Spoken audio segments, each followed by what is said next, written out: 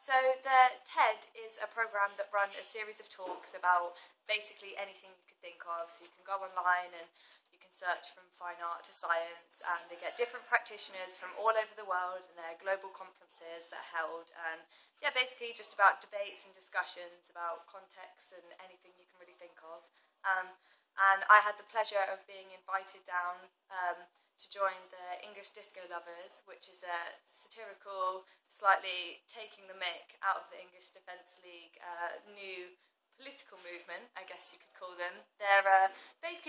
just all about humour, free love, and they organise events that are just big street parties and street protests that are there meant to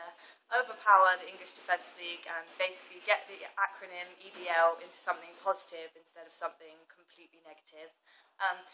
So I approached the English Disco Lovers because I'd been making a body of work that I was inspired by their work for, and basically just sent them over some images and said, this is who I am and this is my work and I'd love to be involved. And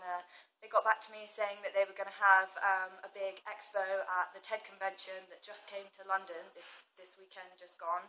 And it was in the Oval Space in Bethnal Green. It was a huge, really beautiful space, and we basically set up a complete chronology of the English Disco Lovers from where it began as four friends deciding that they didn't want Englishness to be associated with their kind of politics, to now when they've had articles, interviews, like they're a really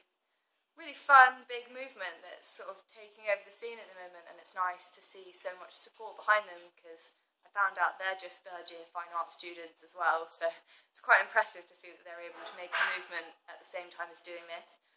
So I travelled up to London and I had the pleasure of just working with them, collaborating with them, curating this big space, and we set up almost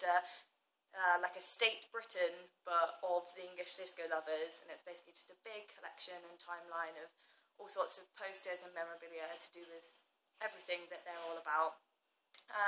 And it was just really great